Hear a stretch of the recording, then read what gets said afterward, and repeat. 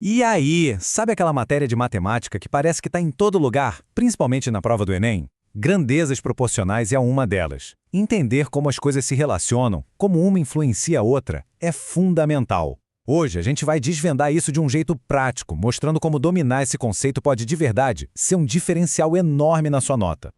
Para começar, pensa comigo. O que a velocidade de um carro tem a ver com a quantidade de folhas que uma impressora imprime?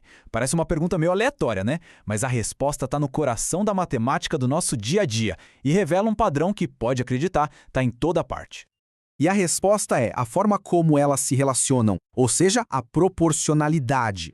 De um lado, quanto mais rápido o carro, mais distância ele percorre. As duas coisas aumentam juntas. Do outro, quanto mais rápido o carro, menos tempo a viagem leva. Uma sobe, a outra desce. É como uma parceria versus uma gangorra. Vamos entender essa dinâmica agora. Ok, vamos começar pelo começo, bem do básico. Antes de falar de proporção, a gente precisa ter certeza de que todo mundo está na mesma página sobre o que é uma grandeza. Afinal de contas, o que a gente está medindo aqui? Simplificando ao máximo, grandeza é qualquer coisa que a gente consegue medir ou contar.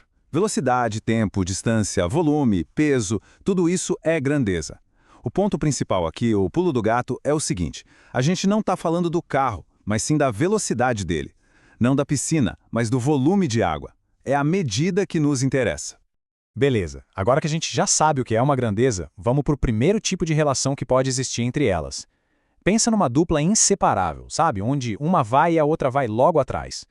Essa é a relação mais intuitiva que tem. Se você trabalha mais horas, o que acontece? Ganha mais dinheiro. Se usa mais ingredientes, o bolo fica maior.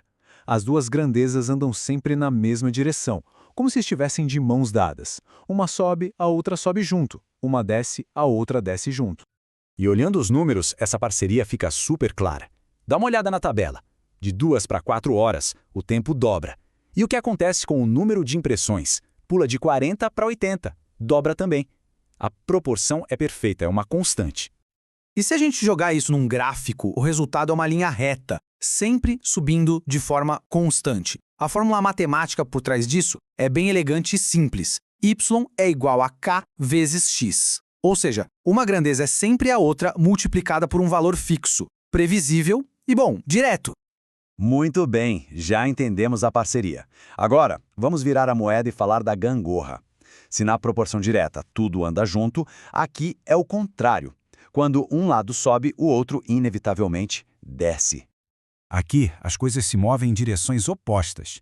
Pensa comigo, quanto mais pedreiros trabalhando numa obra, menos tempo ela leva para ficar pronta, certo? Ou então, quanto mais torneiras abertas para encher uma piscina, menos tempo isso vai levar. É o efeito gangorra em plena ação. Esse exemplo com a bicicleta mostra a gangorra em números. Se a velocidade é 60, o tempo é de 1 minuto. Agora, se a velocidade cai pela metade, para 30, o tempo dobra, vai para 2 minutos. Uma grandeza desce, a outra sobe, mas sempre mantendo a proporção. Graficamente, isso não forma mais uma linha reta de jeito nenhum. O que a gente vê é uma curva que desce, chamada de hipérbole, e a fórmula, claro, reflete essa inversão. Agora, y é igual a constante dividida por x. Faz todo sentido. Certo, a teoria está clara, mas na hora do vamos ver, na prova do Enem, o que importa é a prática. E aí vem a pergunta: como é que a gente resolve esses problemas? A resposta é a nossa melhor amiga nessas horas, a famosa regra de 3. A regra de 3 é basicamente o nosso mapa do tesouro. O primeiro passo é organizar os dados numa tabela. O segundo, e esse é o passo mais importante de todos, é usar a lógica. Essas grandezas andam juntas ou em oposição? É direta ou inversa? Depois de decidir isso, é só montar a conta e correr pro abraço. E agora, vamos para o que realmente interessa, o campo de batalha, a prova do Enem. O exame adora pegar situações do nosso cotidiano e transformar em problemas de proporção. Vamos analisar 2 exemplos clássicos para a gente pegar a estratégia. Olha aí um problema que é a cara do Enem. Uma situação do dia a dia com números bem diretos. O verdadeiro desafio aqui não é nem a conta em si, mas sim a interpretação, entender o que o problema está pedindo. O ponto de partida é sempre esse. Antes de escrever qualquer número, a gente para e pensa. Usa a lógica. Se a piscina fica mais comprida, mas o resto continua igual, ela vai ter mais água ou menos água? Mais água, óbvio. Então, se uma grandeza aumenta, a outra aumenta junto. Relação direta.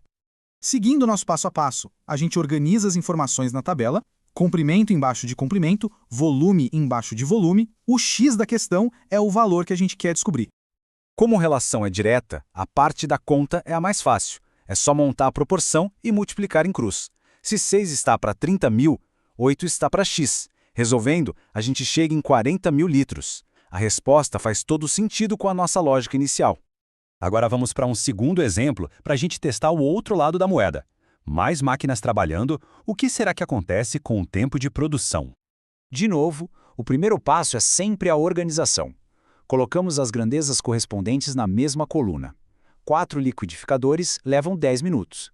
8 liquidificadores vão levar x minutos.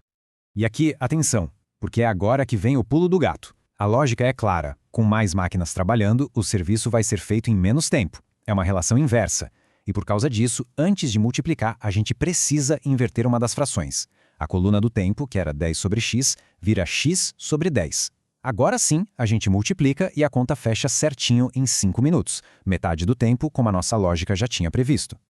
Então, para resumir e não ter mais dúvida, na proporção direta, as grandezas são parceiras, andam sempre juntas. Mais combustível, mais distância.